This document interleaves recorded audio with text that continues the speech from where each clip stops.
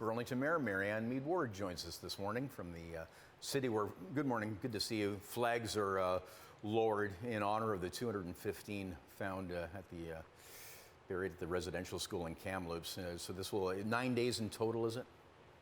Yes, 1 hour for each of the 215 children. We also have a display of shoes, and this was organized by two moms, Indigenous moms here in Burlington. We had a traditional prayer ceremony with the help of some of our Indigenous partners at Halton Region, and it is quickly filling up. A whole bunch of shoes were laid last night and this morning, and so we invite the community to come down. Take 2 minutes and 15 seconds of silence to remember and honor the lives of those children who were taken from their homes, and lay a pair of shoes on the steps of Civic Square outside City Hall. That will be there for the whole month of June in honor of National Indigenous History Month. Okay, yeah, we wanted to just get that gesture out there. Also, pride crosswalks and more flags coming. Absolutely. So we did a survey. My office worked with our communications department to ask folks where they would like to see the next Pride crosswalks in the city of Burlington. We had over 4,000 respondents. It was one of our most popular surveys, if you will. Many people responded, and so and many people wanted them around schools. And I heard that last year when we put the first Pride crosswalk at Lakeshore and Burlington Avenue across from Spencer Smith Park. So next week, City Committee and Council will be looking at the results of that survey and directing our staff where to put the next few. We're aiming for 3 this year and 3 next year. Okay, let's get back to COVID, and Burlington looking forward to getting back to business. So the stay-at-home order lifted, but we're not there yet, of course, waiting for businesses to reopen. But the vaccines are moving well. The Halton portal is doing well. So today it's 80 and up can book that second dose. Absolutely, and we have 68% vaccination rate as of a day or two ago. Only 5 new active cases yesterday. We are in the single digits. So as one of my fellow mayoral colleagues says, there's light at the end of the tunnel, and for once it doesn't feel like a train coming at us. So yeah, for sure. Good news. Yes. Good news all the way around. We are, of course, I added my voice to others calling for the reopening of schools, and we hope to get some news on that. Right, 1 o'clock this afternoon, actually. We're expecting to hear something which we're going to live stream at CHCH.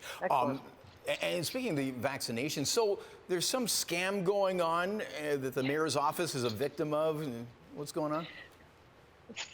Somebody, we don't know who, is calling residents in Burlington purporting to be from my office and asking people if they've received their second vaccination and collecting personal details. This is a scam. I have no idea what they're going to do with the information, but they are collecting personal information fraudulently. Is not something that has initiated from my office at all. So I did look at one of the numbers. It's from Pennsylvania. Which, oh, really?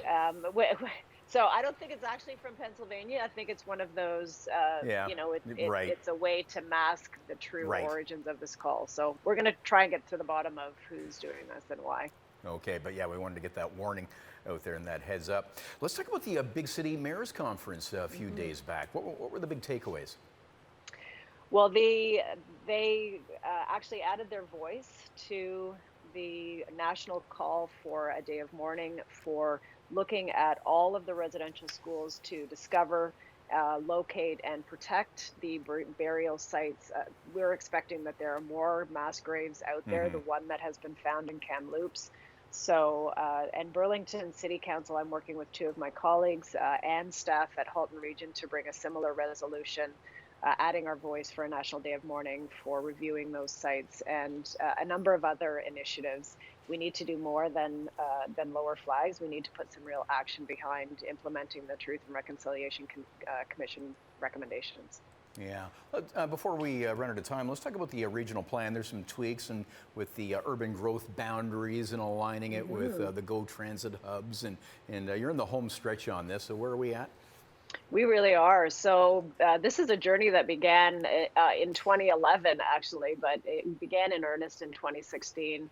And the final step in the process to get more reasonable and balanced growth and development in downtown Burlington is to shift the urban growth center boundaries from where they are now, close to the lake, to more closely align with the Burlington Go major transit station area. That's where Right. future growth is going to go. And Yeah. so Regional Council will be dealing with this June, and we'll put Okay. a request into the minister to help us out with that. Okay, we'll be talking more about that, and we'll talk again next week. We appreciate your weekly visits. Burlington Mayor Marianne Meed Ward. Thanks a lot, Bob.